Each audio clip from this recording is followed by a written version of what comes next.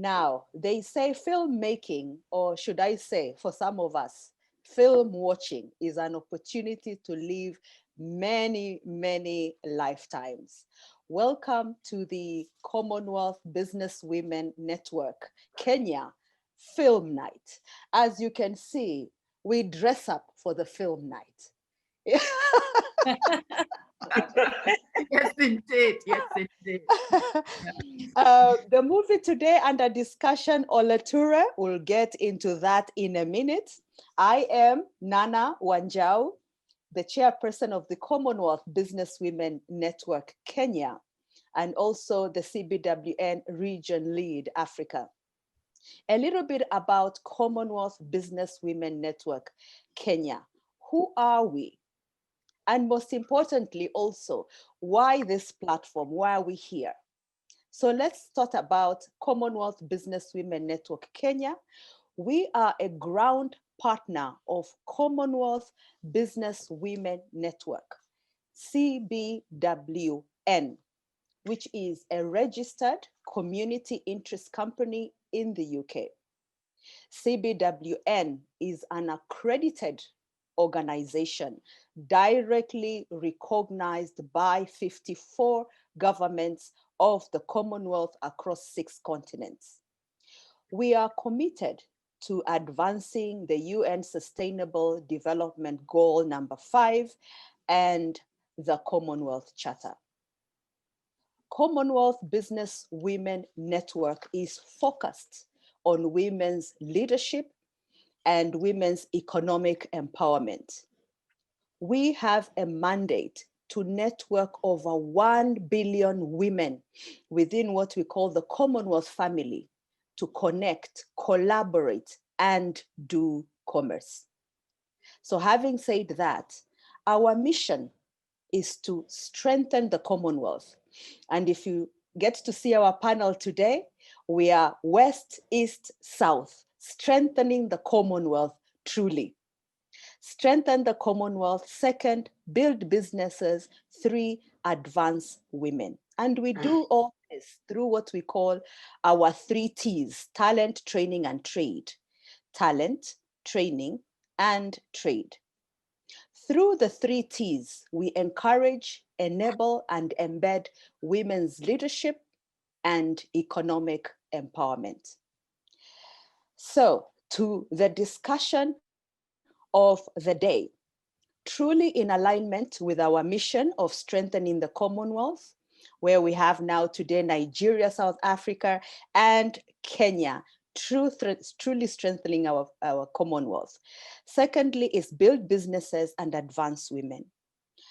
Commonwealth Business Women Network, we believe that the film industry has got huge potential for women to advance themselves, to showcase their talents, literally turning their art into profitable business. That's why we are here, supporting women in the film industry. Beyond that, CBWN Kenya supports creatives across the sphere. And having said that, please look out for the trainings for creatives that are coming up and our website, www.cbwnkenya.org. We have trainings that have been scheduled for creatives that are coming up. Don't miss out on that. So we work with our partners to ensure that the creatives are turning their art into profitable business. That's the end game. Oloture, before I get our moderator on board to unpack this movie, I have just 2 things to say about this movie. I call it the power of one. I was amazed by this boldness, selfless audacity of a young woman who has made it her life mission to try, or rather to expose and hopefully stop the cartels behind modern day slavery, behind human trafficking, behind sex trade. True audacity. Very admirable. I can't wait to sit back and let the panelists unpack this movie for us. It gives me truly, truly great joy and pride that we've been honored with such a wealth-rich panelist today. I will start by introducing Kenneth. Kenneth Gyang, I hope I pronounced that correctly, is an AFS fellow at University of Southern California School in Cinematic Arts, a graduate of the prestigious Eve European Producers Workshop, and co-founder of the film production company Cinema Kpata Kpata. You will have to say that for us again. The company's first feature film script, Confusion Nawa, in 2013, secured funding from Hubert Ball's fund in Netherlands. The finished film won Best Film and Best Nigeria Film at the 2013 African Movie Academy Awards, as well as the jury prize at the 2014 Pan-African Film Festival in LA. The Lost Cafe 2017, his second feature, was the audience prize winner at the Africa International Film Festival in Nigeria and Golden Palm winner in the 2018 Mexico International Film Festival. I'm truly among stars. Kenneth studied film production at Nigeria's National Film Institute and screenwriting at Gaston Kabore's Image in Gadugu, Burkina Faso. Graduating from Nigeria's National Film Institute in 2006, he went straight on to work with BBC World Service Trust as director of Wetting Day, a TV drama series addressing social issues facing young people in Nigeria and West Africa. Second in line is Heidi from South Africa. Heidi has been making award-winning television and film for over a decade across South, East, and West Africa, and has been associated with Ebony Life TV from its inception, developing fan favorites such as Sons of the Caliphate and Castle and Castle, as well as Dating Game Nigeria, to be launched in 2019. We have so many movies to watch on this platform. She has been part of the development and production teams for all of Ebony Life's film features, 50, The Wedding Party Movie, The Royal Hibiscus Hotel, and Chief Daddy, which represents over 1.4 billion naira in gross revenues. Of course, we had to bring one of our own as we strengthen the Commonwealth from East Africa, Omwa. Omwa Ombara is an international writing consultant, freelance writer, and the editor-in-chief at Tujipange Africa, a diaspora-based magazine in the USA. She's a motivational speaker, writer's enthusiast with her amazing project, Walks and Talks, Tips for Writers Show. Omwa Ombara also co-hosts an online Saturday diaspora breakfast live show, Kume Chacha. And I have a feeling that this platform tonight, Ita Chacha. Omwa is a former bureau chief, the Standard Group, and has published over 4,000 articles in her journalism career spanning 20 years. Her passion for standing up to power and corrupt leaders in the media circles is truly unmatched. Her experience in journalism spans from more than 2 decades. She stands firm against the abuse of power, corruption, and mass killings. She stands firm against the abuse of power, corruption, and mass killings. She's an advocate of true journalism with a vast understanding of global humanity issues, journalistic experience, and women rights knowledge. She holds a postgraduate diploma in journalism and mass communication, and a BA degree both from the University of Nairobi. What a pleasure, what an honor, what generosity that our panelists have afforded us today. May I invite our moderator for the day, have our very own Ms. Njoki Muhoho, to take the floor and tear this conversation down. Karibu, Njoki. Thank you so much, Nana. You always do this so beautifully, and I love your consistency in dressing for the night. I have to dress for the movies. I know this is fantastic. Today, I feel there's something that's touched me so much. And I'm emotional today because when I watched Oloture, nobody had told me about it. I just picked it up and I watched it. And then I saw my friend Heidi. Heidi there was the producer, a South African who's spending more time in Nigeria. She's also spent time here in Kenya. And actually my first major production, she came to be an advisor and a mentor. So I go a long way with Haiti. And this movie was giving me goosebumps. You know that movie you want to watch and you don't want to watch, but you want to watch. Yeah, that is how I can summarize the movie. And then one of the people who've been supporting us a lot in my various live broadcasts is Omwa. Let me add a little bit on Omwa before I start shooting the questions. Omwa, didn't you ever learn?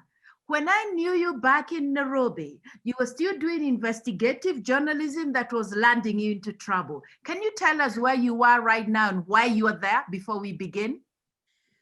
Oh my. So I'm in Philadelphia in the USA. I have been here as a political asylee since 2012. Just before I was 1 year in witness protection in a safe house in Kenya. And I got caught up again in investigative journalism because I followed up a corrupt politician who was standing up for election as president of Kenya.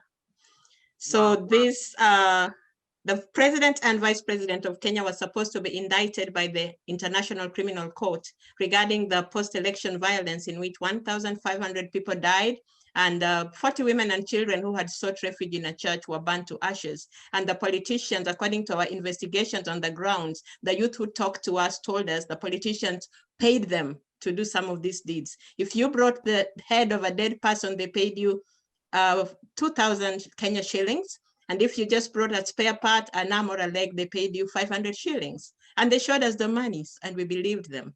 So earlier before the post-election violence, I had done an investigative story on a corrupt politician who was offering me land and some millions of shillings to put his story in the front page because, you know, during election season, every politician wants to be favorable, to be on the cover, to be the page one story.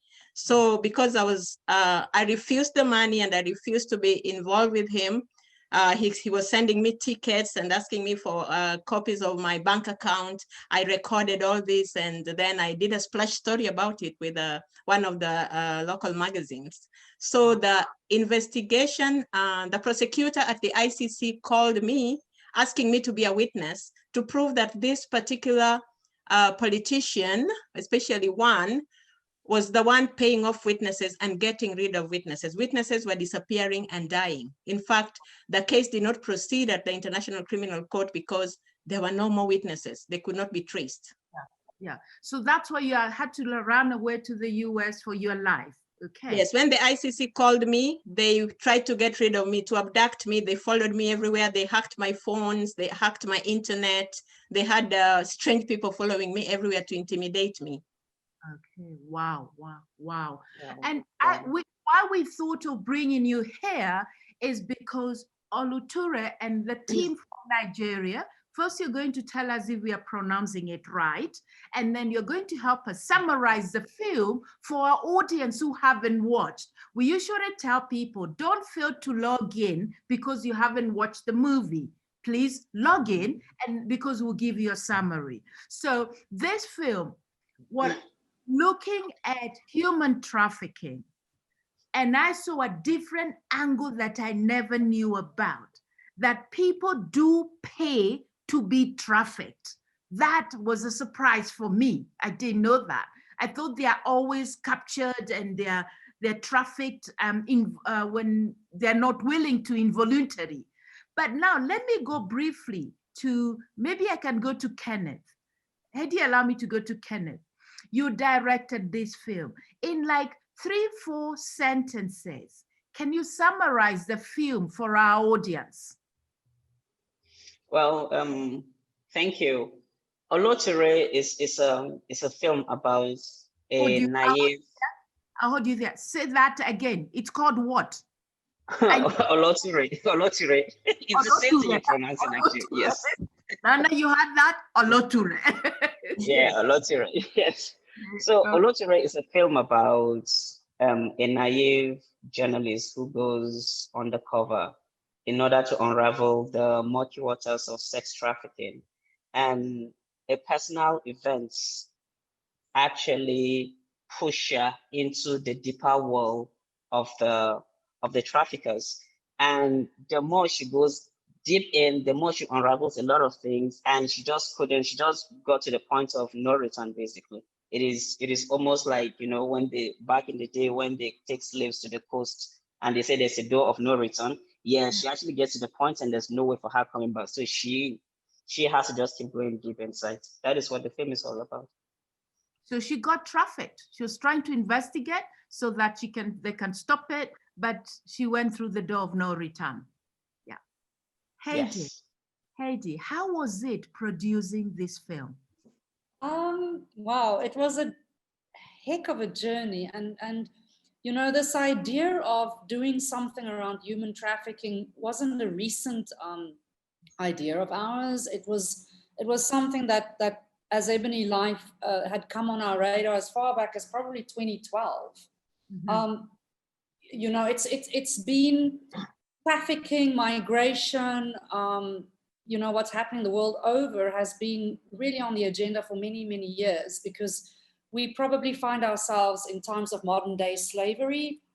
We also find ourselves on our continent living and coming from various epicenters of desperation, or where, you know, everybody thinks the grass is truly greener on the other side and you want to get there by all means possible.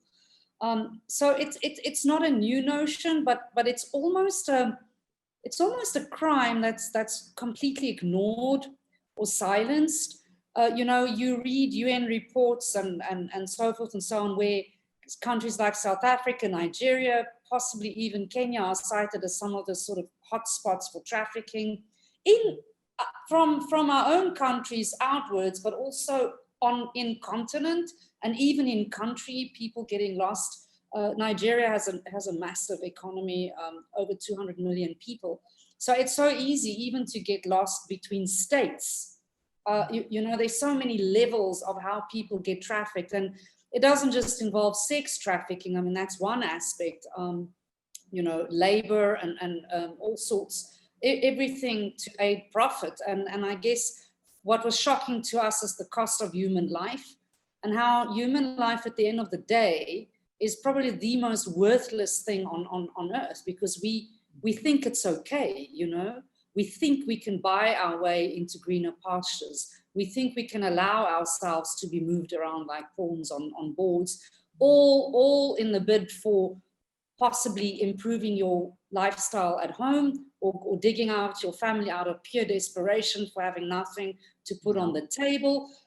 In areas like Benin, which actually is featured, Benin, some of our characters are featured as coming from Benin. Benin, for many, many years, have been known as a particular hotspot. It's almost part of the fabric of that society, that is what could happen, is that you could, you know, cross borders and go and take up employment abroad under all sorts of pretense. And I think what young women and men don't know always is what they lured into. So you may know the full picture, but it's rare. And I think it's that idea of you're being lured to greener pastures without having the full picture of what you're actually walking into. And the second you have to do something where you have to pay somebody money to broker any form of employment for you under the table, on top of the possibility of having to conjure up fake IDs, visas, and so forth and so on, it cannot be a good thing. No matter how many dollars are promised at the end of the day, because these girls and men get bonded. And as our movie sort of, speaks on, going through a door of no return, the reality is that very few of these women and even men or young men find their way back home ever again. So, if you were to watch the movie and you're feeling somewhat pissed off and lost at the end of it, or really quite desperate for what you've watched, all you need to do is think on the fact that every single day of our lives, thousands of young girls and men get lost across the globe, and they will never find their way back home again. So it's the reality. So it was a film that was very close to our hearts to make. It had come with a sort of a large sort of body of research. It's been in the minds of the media and the world for a very long time, but it's something very difficult to act on.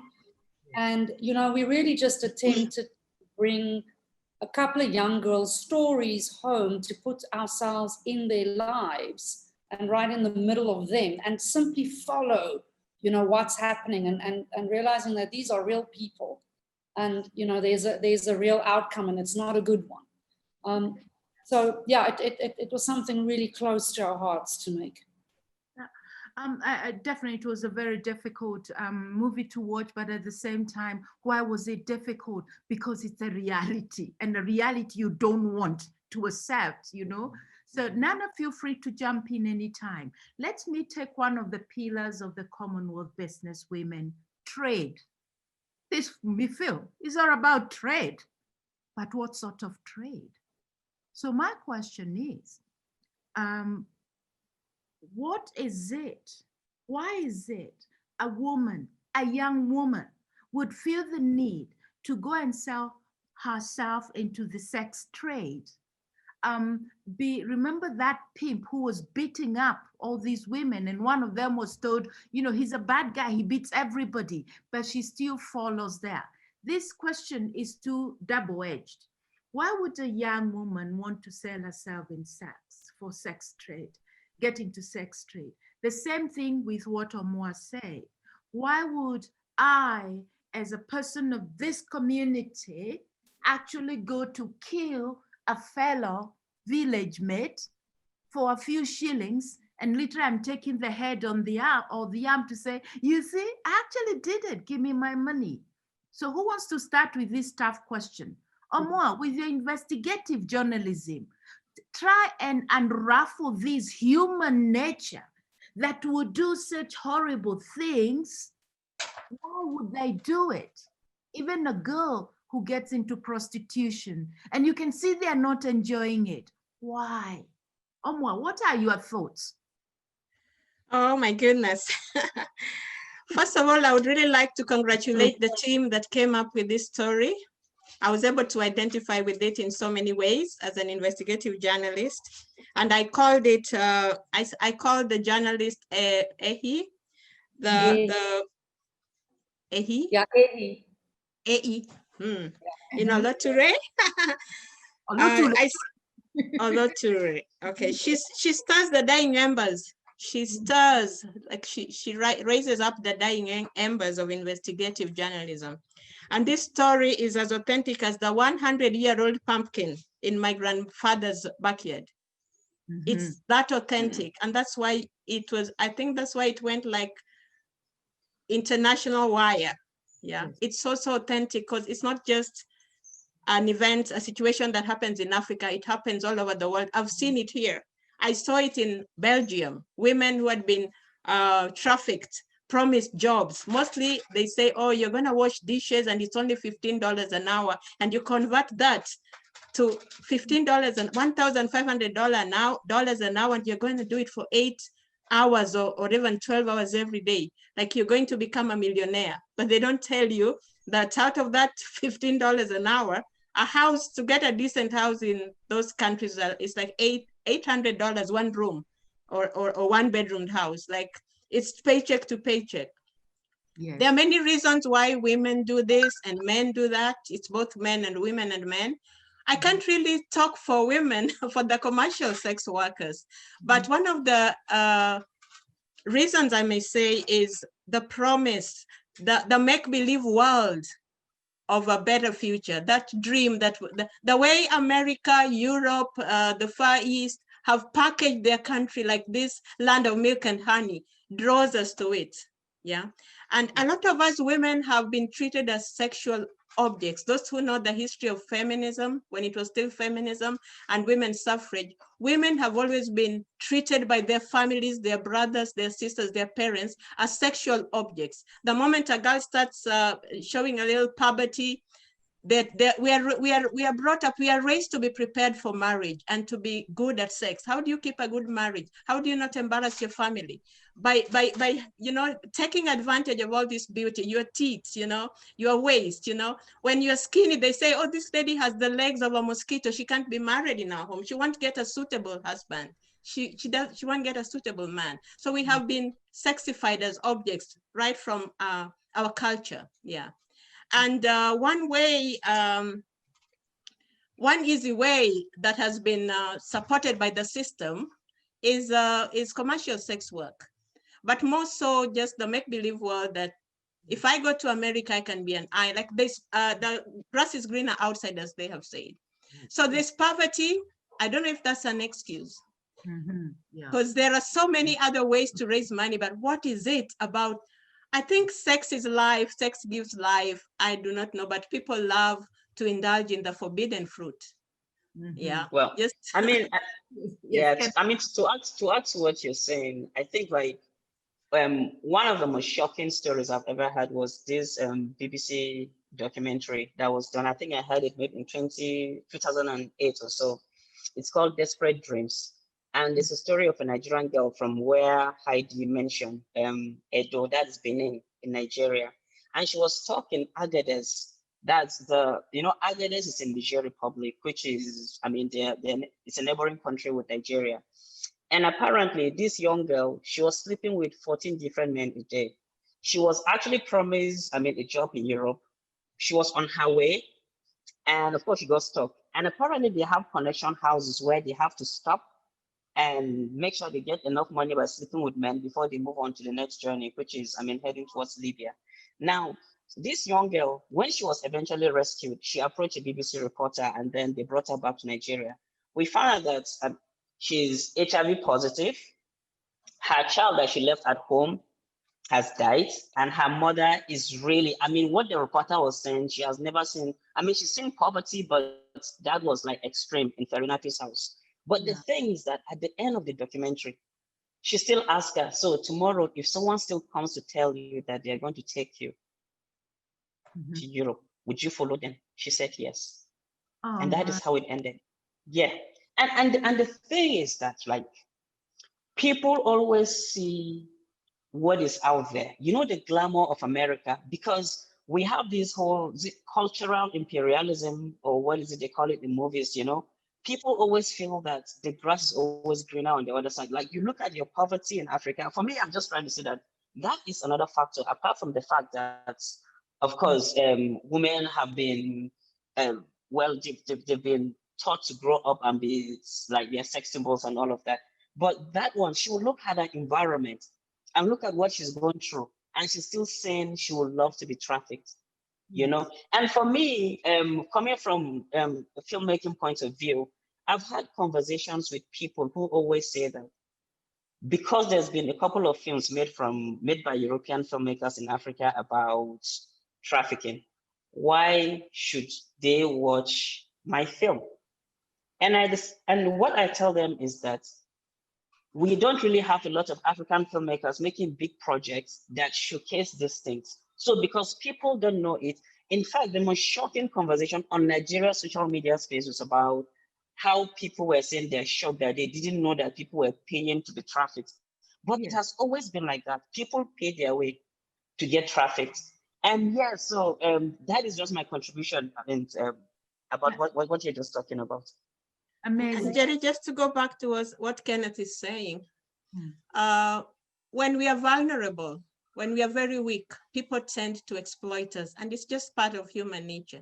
We have someone with money, whether it's, you've seen some people take an orphan from the village and say, oh, that's my brother's daughter, that's my sister's daughter, I'm gonna take her to the city and educate her. And then you take advantage of the power you have and the money you have, and you turn her into a housemaid. And a lot of these women are vulnerable. A lot of them have not been treated well by their families. Just from one angle, there's so many angles to this. But you have a lot of women who are not even young, not underage, being promised a good job abroad, especially the au pair job in Germany, the dishwashing job in America, and then the house girl job in Saudi Arabia. What happened in the end? They go into uncharted waters, and it's murky waters. Nobody tells them. If I told you today that some of the people living here in the world's biggest economy power are being trafficked, and that the people living with them are keeping their passports. And that's not just the people they find here. Even our own people who have left Kenya, Nigeria, Uganda, South Africa, and have done well here, call their brothers and sisters and their mothers-in-law to come take care of the baby, and they traffic them. You're not allowed to go to church. You're not allowed to use a phone. They don't even pay you. So you want to go back home, but your passport has expired, your visa has expired. So there's so many forms of drug trafficking. I mean, of sex trafficking. I mean, it's painful, but it's reality. Heidi, can you still hear us?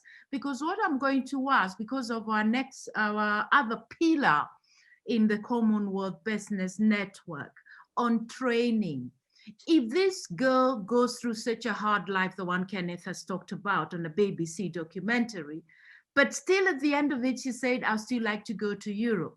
Look at the many girls from East Africa who go to work as house help in the Arab countries.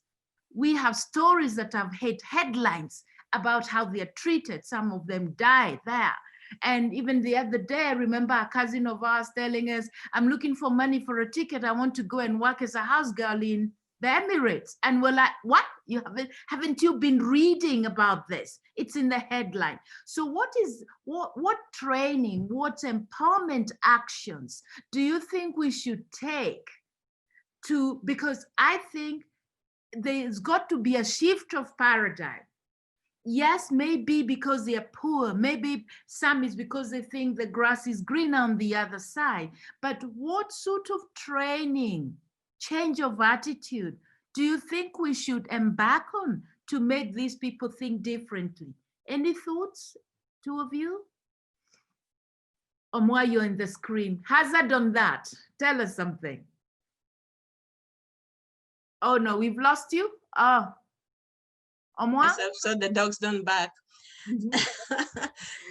I do not have solutions to this, but I think one of the one of the factors that has really facilitated this and contributed more to this is the film industry, the make-believe glamour worlds of the media.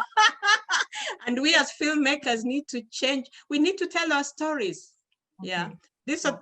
Make it as authentic as this one is, as Oloture is. Let us tell our stories. I, as a writing consultant, train women especially, and a few men, about the power of telling your own story. We used to tell these stories in our villages. We used to tell these stories when we were growing up.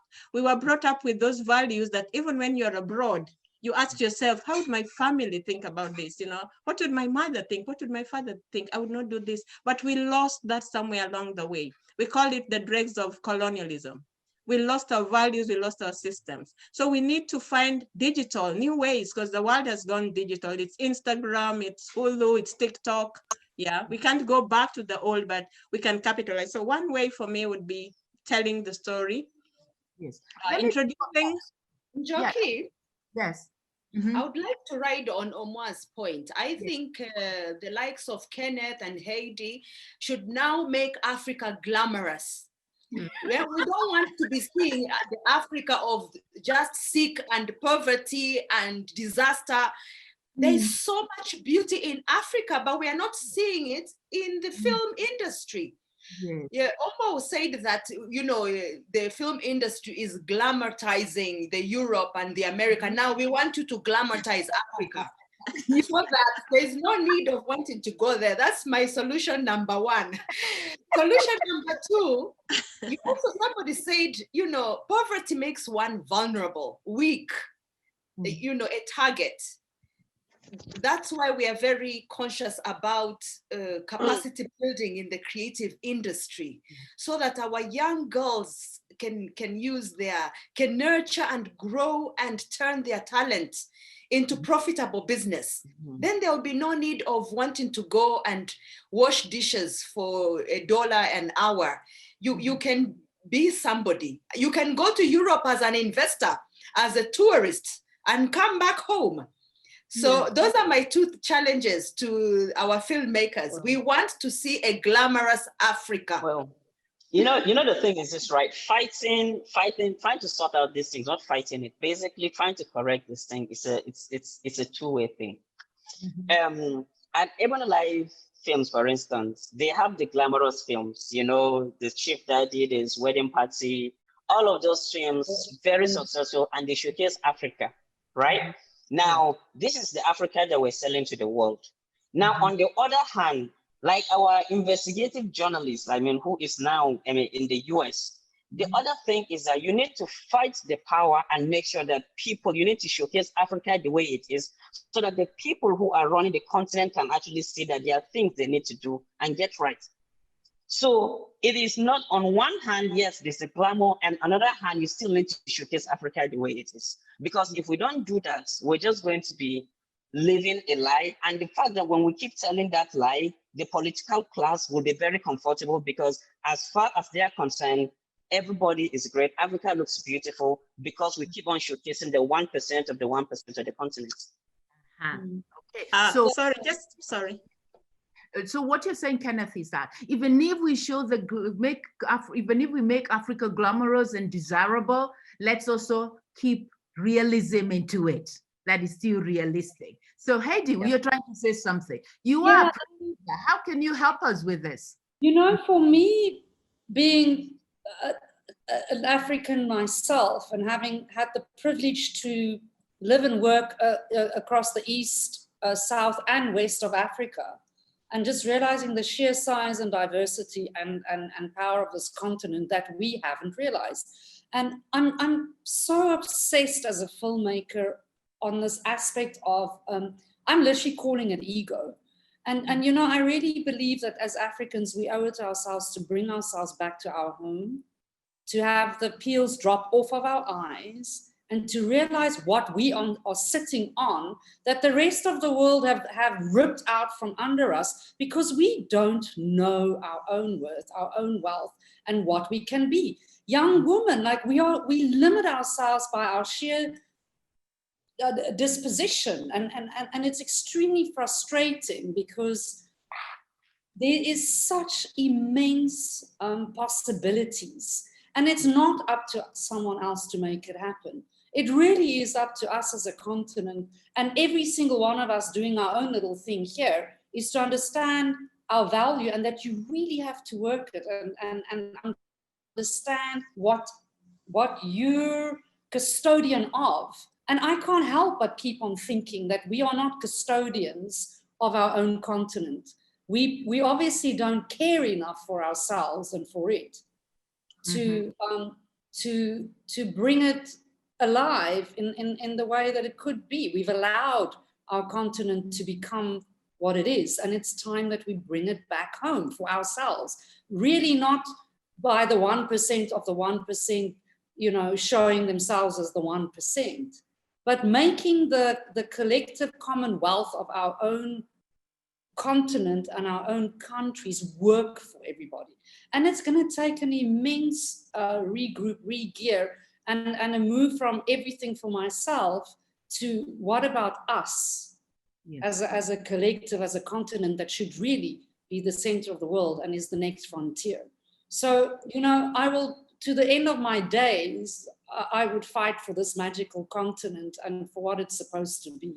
And that takes all of us as humans, because we're the ones who are here and who have to build a future. And it has to start already, because otherwise there's nothing left for anybody else next. I mean, the entire world is going through a difficult time right now, so we need to sort ourselves out for ourselves. And it's possible to build dreams and ambitions, but you've got to start. I love that. Very, very powerful words. We've got to build our dreams. We've got to start. We've got to have the collective worth that works for everybody. Amazing. I think I interrupted you, Kenneth. Do you want to pick up from there? I mean, I still just want to go back to the issue of training, to be honest with you. And I think that a lot of people, I mean, we need to train our young generation to just know that there's so much wealth we're sitting on, just like, I mean, Heidi talked about. And because if we don't understand what it is that we have around us, we'll always just keep going to be looking at the West, and we're going to be selling ourselves, I mean, giving money to get traffic. So I think that for me, the training even starts from mental. You know, when they say emancipate yourself from mental slavery, for me, that is what it is, because even though now we are in the age of social media, and there are lots of ways that we can talk to people. I mean, look at these conversations that we're having now, right? I mean, years ago, we cannot have conversations like this. And I think that when we keep on thinking about doing programs like this, and even in our local communities, we try to talk to young people and try to tell them about what it is that they have around them, and try to build something out of their lives instead of just thinking out there. I think for me, that will be a direction to start from. But it starts from the community, to be honest with you. It can't just be from the federal, because in Africa, it's always from what is in the center. It has to come from the center down. We can actually just start from the community base up. That is what I would think. Starting from the yes. Just go ahead. Quickly, I woke up this morning to an article in the Financial Times that literally it had the headline, "What makes Nigerians in the diaspora so successful?" And I mean, it doesn't just go for Nigerians, it goes for Kenyans, it goes for South Africans, you know, everybody who's ventured out and literally are taking over the world from a tech point of view. Look at these two young Nigerian kids, literally, who sold their Paystack outfit for over $200 million US, just literally 2 weeks ago. And these are kids. These are our kids from our continent. And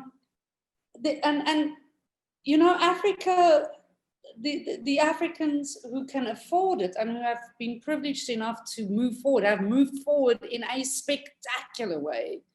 So everything's possible. And imagine if we have that, what makes Nigerians so successful in Nigeria, or Kenyans so successful in Kenya, or South Africans so successful in South Africa. You know, what's going to make us stay? And then the thing is, it's us. We need to foster an environment where we'll stay and where we will understand that we don't need to be limited, that women don't have to be limited. You don't raise a girl just in pink and tell her, oh, science is not for you. Or I think we're all old enough as women here to have experienced how blocked we were when we were young, and there were certain jobs we couldn't do because we were girls, or you couldn't study engineering, or you know, even being an investigative journalist would have been tougher for a woman than for a man because you're protected differently, or, oh, you're just not allowed to, or you can't blend, or there'll be all sorts of reasons why someone's going to tell you you can't do something. And it's just like, we need to foster some bravery here and put it to action. I love that statement of what makes that Kenyan successful in Kenya, what makes that, you know, and especially if the answer to that is not corruption, it's not grabbing from the poor, you know. Right thing, I mean, you know, it would be amazing. Now, some of the big said, Heidi and Kenneth, remember the girl who actually, she came from definitely a very poor background, and she brought her kid sister to join the sex trade. And you could see both of them, her herself, she wasn't even happy being in that business. Then she brings her kid sister. She's not, you can see she's doing, her heart is getting wrenched as she's doing this. She's the one who keeps telling her very scared sister, it's okay, you will manage. It's going to be difficult to begin with, but you'll manage. Let's talk about that in light of what I call the black tax. Once you get a little bit of money in Africa, You would even discover relatives you didn't know you had who wants a shilling out of that money. Even your own mother, you know, last night we didn't even eat. My stomach is rumbling with hunger. Please send us something. So the minute one African takes a step to move forward, the whole tribe and their wives come in to drag you back to share the shilling with them. Could it be that encourages us to be in a cycle of poverty, or are we destined to be paying this black tax again and again? This tax the girl was paying was the most painful tax because she took her own kid's sis into the sex trade. Who will comment on that? I think Omwa wanted to say something earlier. Yeah. Who's going? Omwa? That was that broke me down. I rarely cry. I don't think I've cried since 2012. But that brought tears to my eyes. Yeah. Mm. Yeah, just her sweet innocence, but the fact that they wanted a better life for their mother. In many ways, the government has failed us, because we have a lot of educated people just lying idle at home. They say, oh, everybody can start a business or something, but not everybody was born for business. We are all not business. We are all not writers. We are not all employers. So I think, yeah, that was sad. And it does happen here. A lot of people have called their sisters, brothers. I just talked about it earlier, even their own mothers-in-law to come and babysit and turn them into, yeah, traffic them, yeah. Keep their passports, don't allow them to go anywhere. There's one thing that used to happen before, and I don't see it anymore. We used to have mentorship. When we were growing up, they would send us to our aunt, to and a sister who had succeeded to live with, and you take somebody in your arm and mentor them. That gave them hope. These women still have hope, despite not liking what they're doing. Hope never dies, hope still lives. But if we can direct that hope back home, if we can create jobs for them in our industry, create industries, create work for them, give them opportunities. We have a lot of opportunities. But what I've seen is we don't have to rely on the government, on a government that has already failed us. Change begins with you and me. What am I doing how does my life affect the 10 people around me in my circle? How am I supporting them? We can form groups and support one another. Brother, be my brother's keeper, be my sister's keeper. But we need to get this colonial hangover over us, that the white skin, the white man going abroad is superior. I'd rather wash dishes for a white man than wash dishes in Kenya. Imagine a professor, an engineer coming to wash dishes. Someone who was a doctor, a medical doctor in Kenya, I've seen them washing dishes here because it is a white man, but they will not wash dishes for you, Njoki. They will not wash, even if you gave them $1,000. It is an ego trip. We are all on an ego trip. We need to humble ourselves and get back. We need a reawakening. We have this new song called Jerusalema. Yeah, we need that kind of a, Jerusalem. Okay, let me not try the steps. You don't have time. But we need a reawakening, and it begins with you and I. The thing is the funny thing, I don't know if you all know about it, but I'll mention it. In Benin, where a lot of these girls are trafficked from, do you know some of the most fancy houses there are built by some of these young ladies who are in Europe? So basically, they work and they send the money back home. So it's almost like, for some of them, that means when they get to a certain point, like they become like a Leroy in the film, where you're almost getting your freedom, or if you're able to pay back that amount of money, most of them actually get the money back home. And that, for me, is a thing with it's the thing that Njoki was talking about. We are almost dependent on the next person that we feel is a little successful, always getting money. So if we go back to what Omwa is talking about, how we should think about how we can build ourselves from the community base, like I mentioned earlier, I think that change can just start from us there, because at the federal level, I never look up to the federal level in my life, because I know that nothing is just going to come down to me. The only thing that people have been fighting for, especially like recently in Nigeria and a couple of other African countries, is just create the right policies, and for the environment to just be safe for all of us. And then that's it. I think a lot of young people can just get to that, but that's what we need to keep training people and talking to people about. That is so true. That is so true. What about if you look at the sense of, how do I call it? How do we empower them? Let me pick on extreme cases.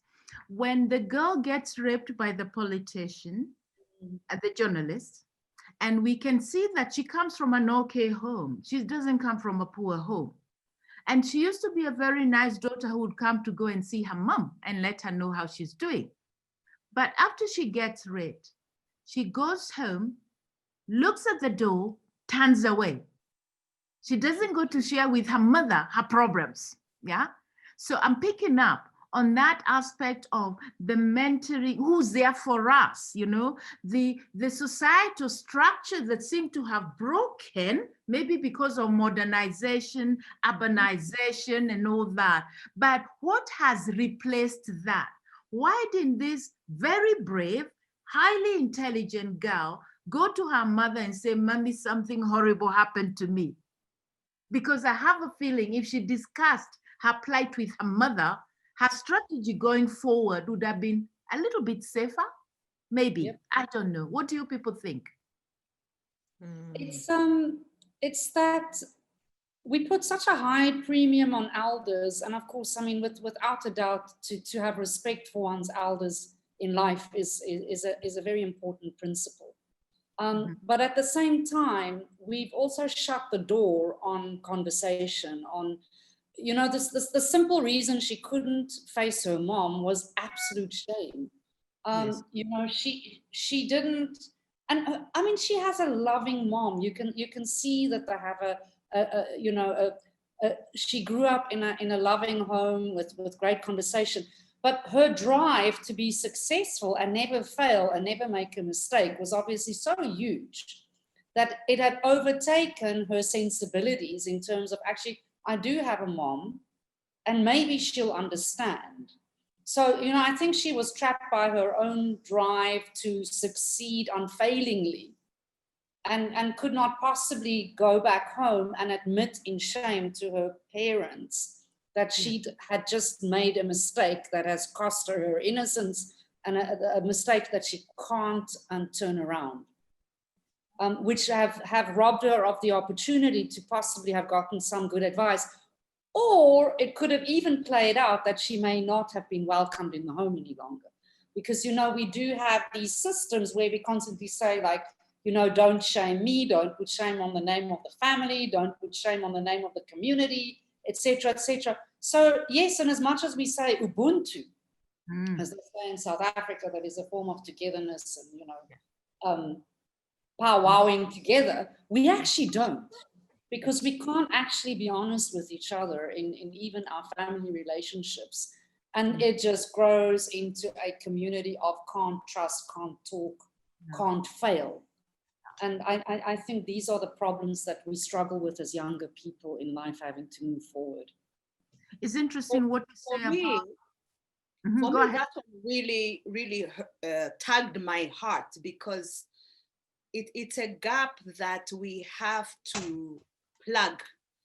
Yes, she comes from a good family. Yes, we say things like, don't shame the family name and so on. But this young lady ought to have gone somewhere. The politician, this man, was not even, you know, there was no even possibility of him being prosecuted for the crime he committed. This girl didn't go to the hospital to get herself emergency care. She didn't go to see somebody who would emotionally support her, psychologically, even where anonymously, where you can go anonymously and say, I have just been sexually abused. And by the way, it could also be physically abused, maybe even at home or in the streets or anywhere. There is no support system. And I don't want to call it government, because how many, we'll say government until when? These are things that private sector NGOs we can do, and that's a gap we must fix, that young people people with vulnerable communities are able to have a stopgap psychologically, physically, emotionally, mentally.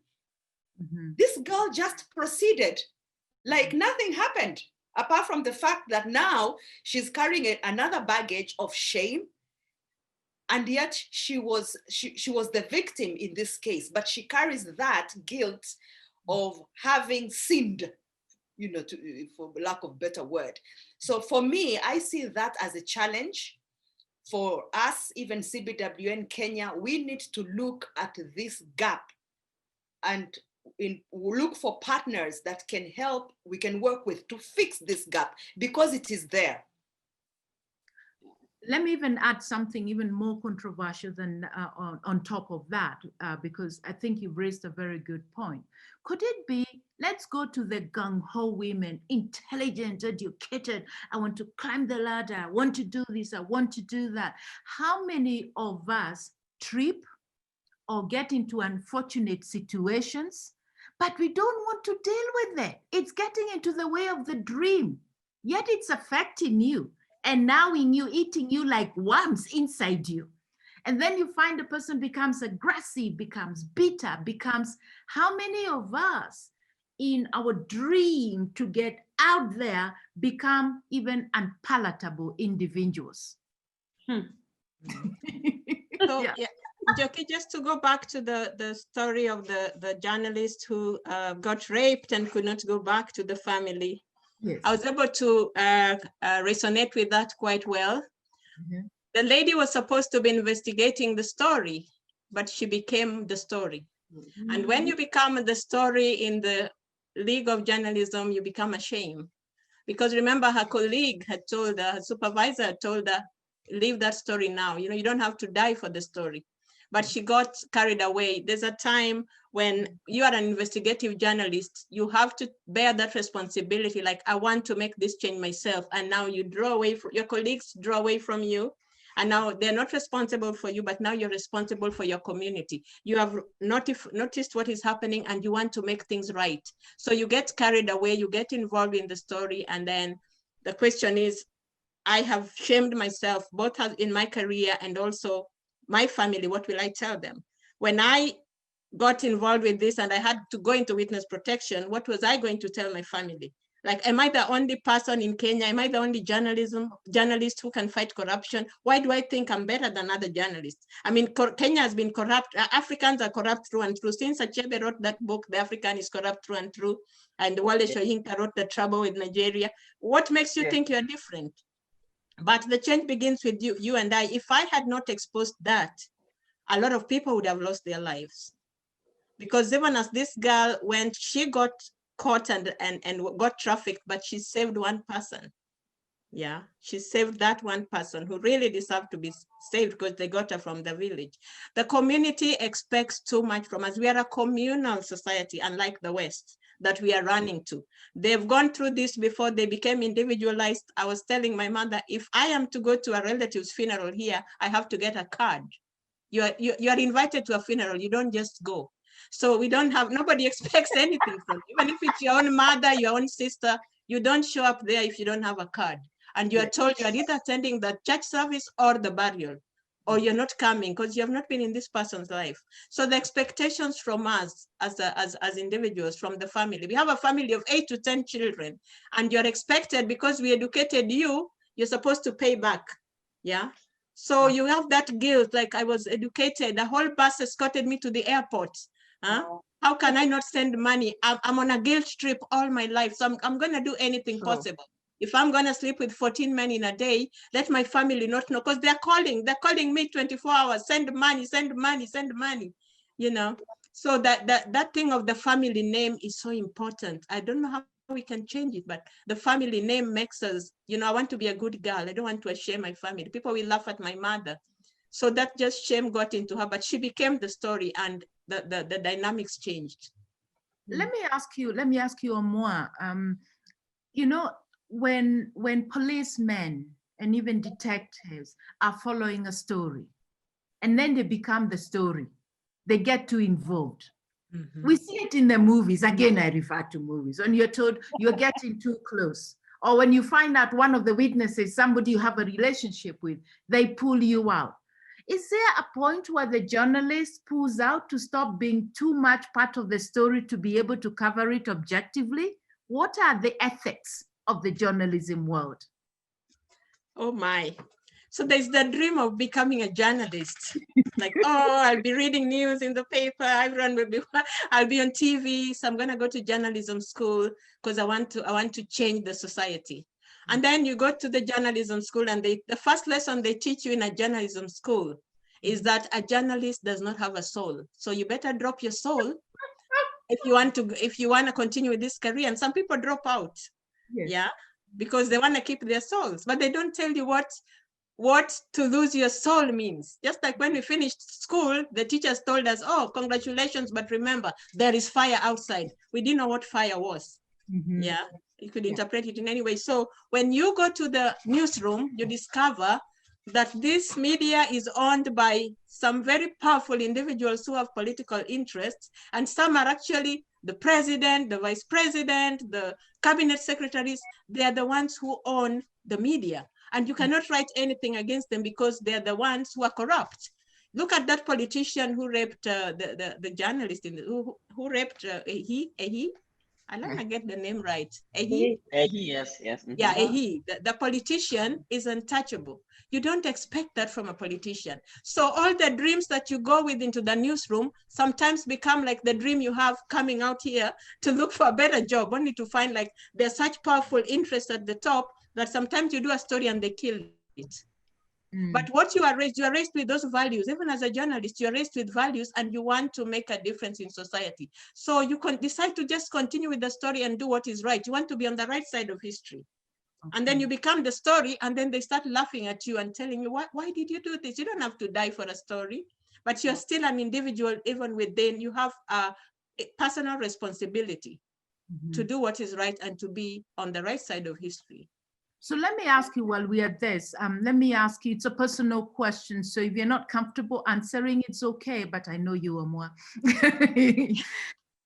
If you put back the clock, is there anything you would change? Because you were a protected witness by the ICC, and eventually you had to run for your life to the USA and go into political asylum. Now, you can't easily travel anywhere you want or even come back home easily and all that. Behind you is a book you have just published about your life. It would have been great to be here to launch it. Yes, superb. And we will all get a copy of it. Can you show it again so we can see the title? Your fingers were on the title. Oh, I said I did not want to steal Oloture's day today. But there's a question on this. You are a child on the run. Yes. There's something you'd have liked to change, because that's a character in our film. If we put back the clock or more, is there something you'd have preferred to change? I mean, you're in the land of the milk and honey, but you didn't go there for the milk and honey. You went there to stay alive. I want to assure you there's no milk and honey for one. The milk and honey is in Africa. East-West home is best. Okay. There is nothing I would change. There's nothing I would change, because I would want to see those who murdered the 1,500 women and children and displaced them from their homes just because of an election. I want to see them behind jail. I want to see those the political bigwigs who now sit in big state houses and White Houses, who incited the youth to kill each other and paid them. I want to see them behind bars.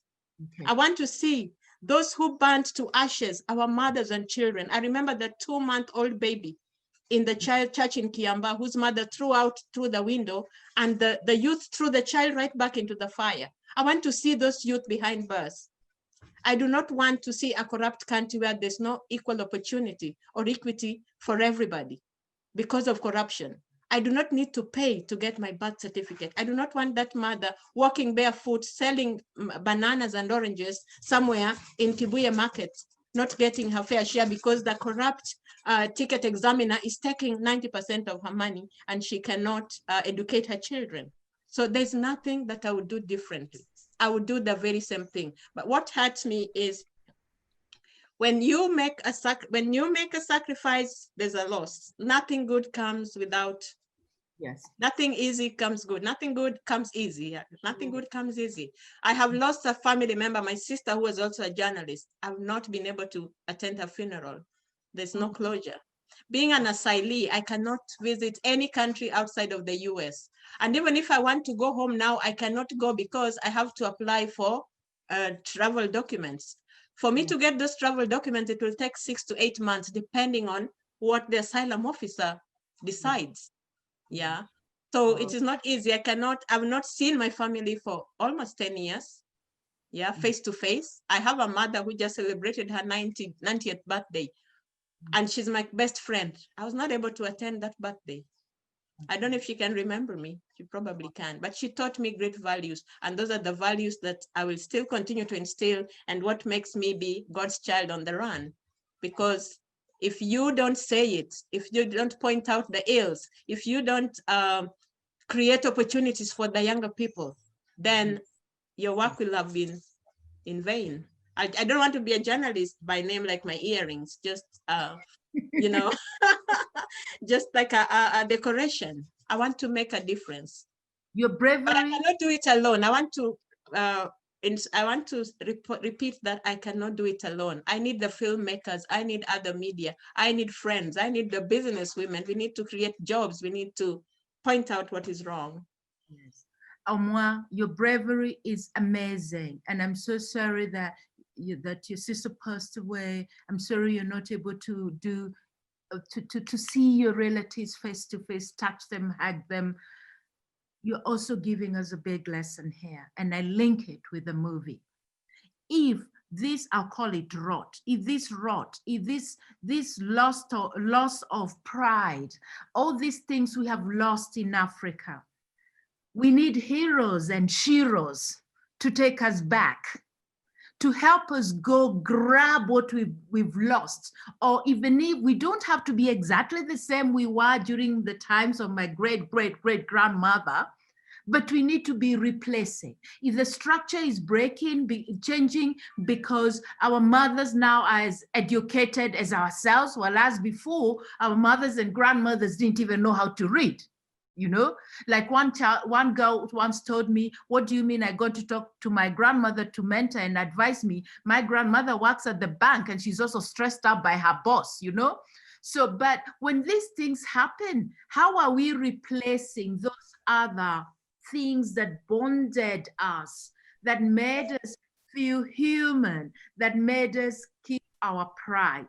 You're challenging us, Omwa, and our journalist in the film challenged us.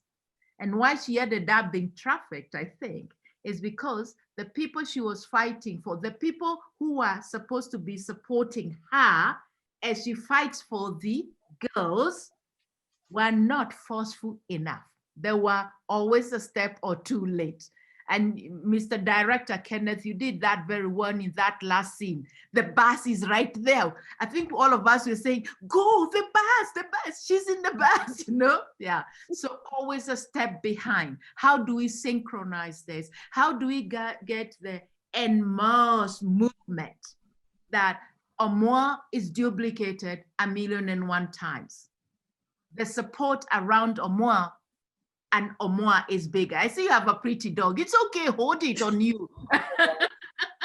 There are two of them, they're disrupting the discussion. Okay, somebody pick up this emotion of. I want to just jump in and say, you know, my deepest respect to Omwa for what you've sacrificed, really, because I mean, in your quest towards freedom and liberties and, you know, putting the truth out there, you're the one who's now sort of imprisoned in foreign lands and unable to, you know, go back to the very place that you defended its liberty for. And, you know, it truly is quite sad that is the turn of events. And I think one can just hope that, you know, together with our young people, and you know, looking towards the future, and as we get braver, bolder, and do bigger things, that we can continue to craft towards societies where we can proudly stand together and not have to run away from our issues, and eventually not have to even make up, oh, let's make a film about glamour, let's make a film like this, let's make a film like that. You know, where our societies naturally become places that are just more equal, more amicable, and, you know, where we can proudly be who we need to be, and that is proud Africans in our representing our nations in fairness and in liberty. So Omwa, my heart bleeds for you that you're not able to connect with that place, that, you know, the Kenya that we all love. Yeah. Really very sad. Thanks, Heidi. Thank You you. know, I'm looking at the time and thinking it's already past 6. Honestly, I hadn't even noticed, you know. Yeah, Oh but my. let's. I was about to nudge you, Njoki, to tell you we've run out of time. This time, normally at times I look at the clock, I'm like, I can still another 5 minutes. To be honest, this time I hadn't even noticed. This is what we'll do, because we can go on with this debate for another hour. I'm going to call on each one of you to make some wrap-up comments, more to do with the film and what we should do for us African communities as women. And if you remember, even when I say as women, Kenneth, we always say that you educate a woman, you've educated a nation. So in a way, we make comments on what do we do as women? What do we do as Africans? What do we do as business people? What do we do as writers, poets, authors, filmmakers? Who wants to go first? Yeah, well, for me, this film has opened my eyes to a lot of things. I had this same sort of conversation with an NGO in the US. And for the first time, I understood something called the Nordic Model. And apparently the Nordic Model is about decriminalizing sex and try to take care of these young women that get trafficked and then punish the buyers of sex. And for me, when I started researching on it, it is what I totally believe, that I know that Africa is such a high country when it comes to, is high on morality. But I think that if we are really going to curb the menace of having a woman getting preyed on, this is something we need to think about.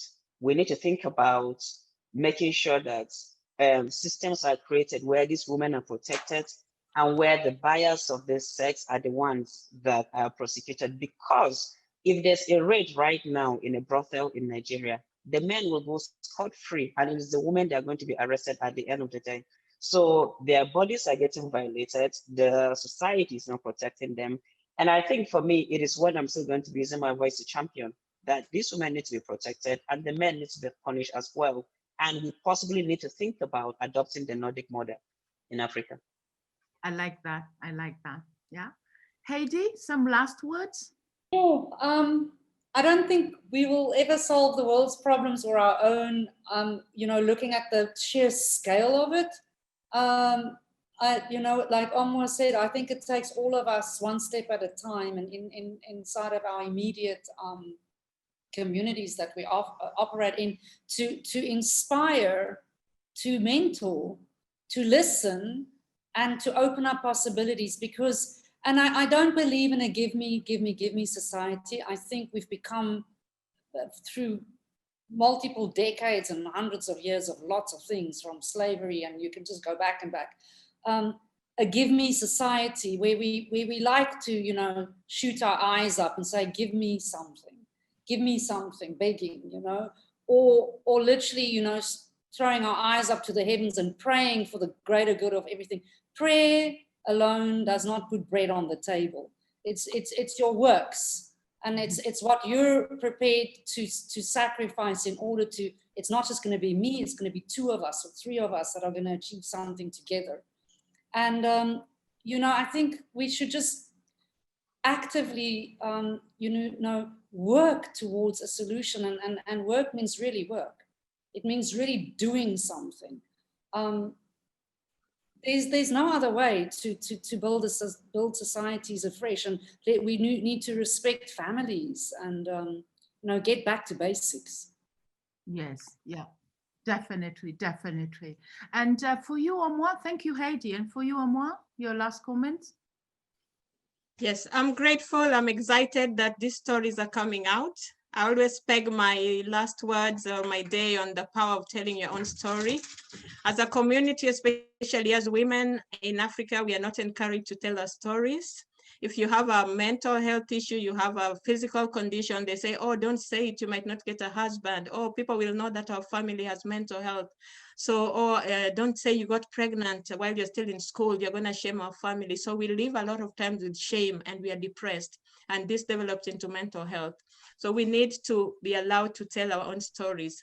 When I came here, I lived in a shelter for a while, and I lived with women who had left jail. One had stabbed her boyfriend or her husband 22 times. One was caught up with, one had murdered somebody. One was selling drugs.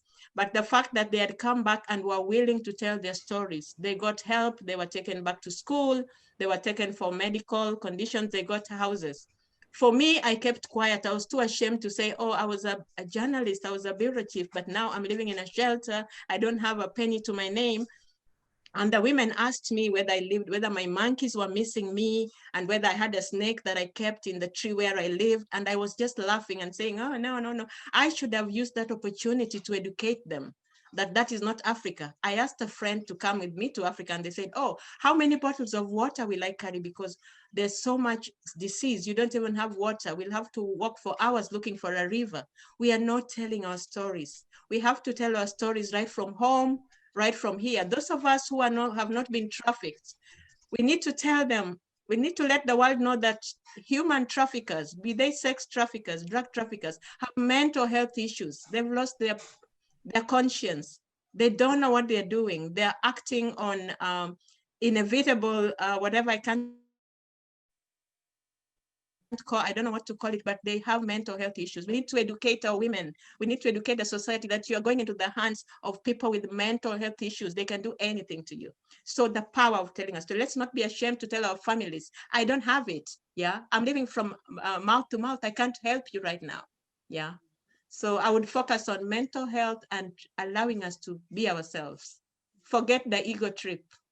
Thank you so much, Omwa.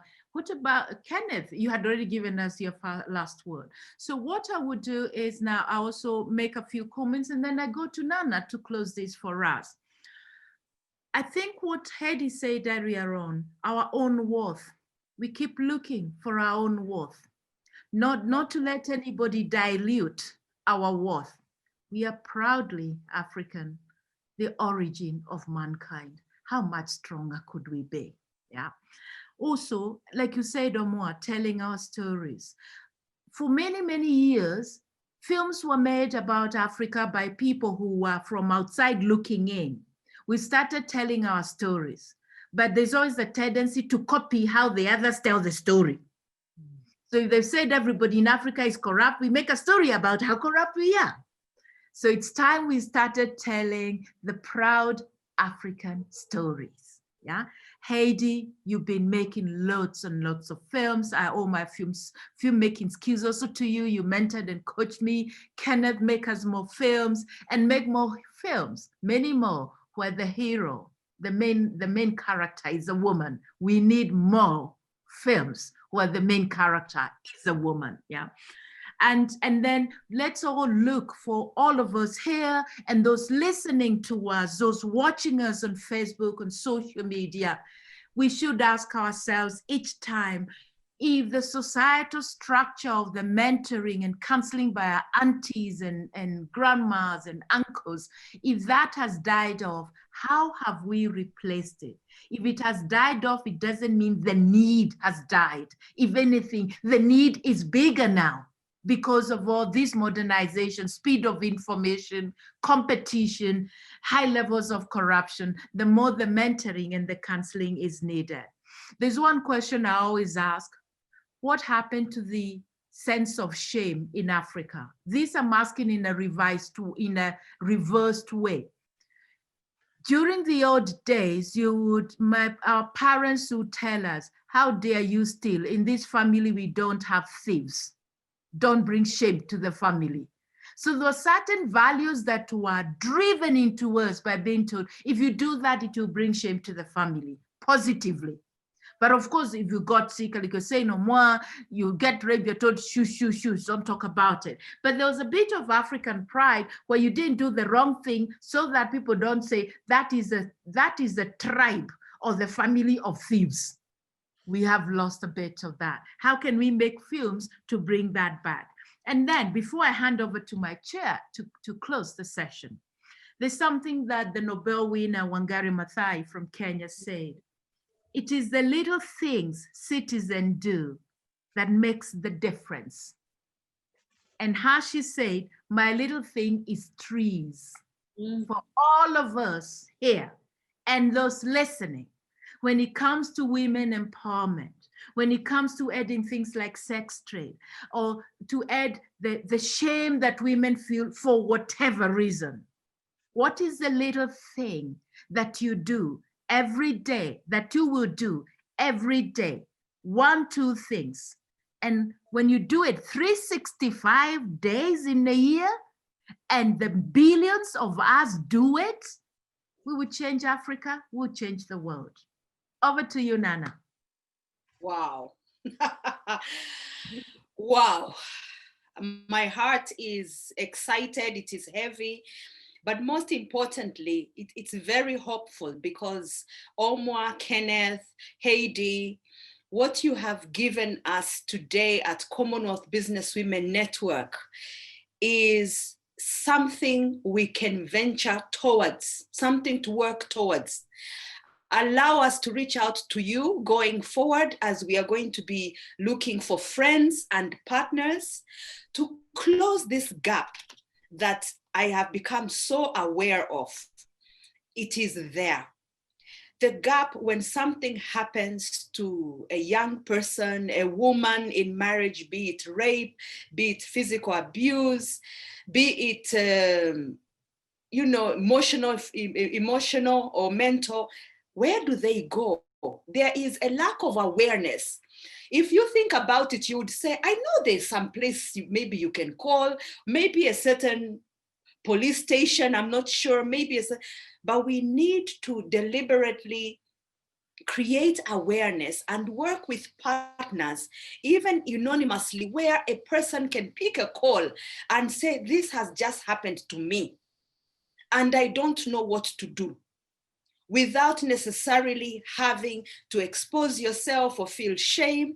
And the person on the other end is skilled enough to walk with you the journey of what now you need to do next, so that you don't live with this guilt. Omwa, you mentioned mental health. Mental health is a big issue right now in Kenya. We are seeing a lot of young people committing suicide.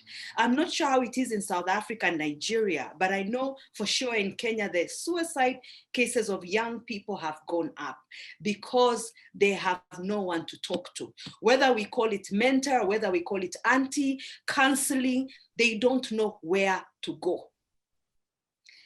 You have given us a gift because you've given us something that we can now walk forward with as Commonwealth Business Women Network. And we shall be looking for you. Thank you once again. Asante sana, Heidi, Kenneth, Omwa, tunawashukuru sana. Meaning we are saying, thank you from the bottom of our hearts for being generous with your time and discussing the topic on Oloture. Thank you, and bye-bye, everybody. Thank you. It was a great pleasure. Thank you so much. Thank you so much, everybody. God bless you. Bye-bye. Bye-bye.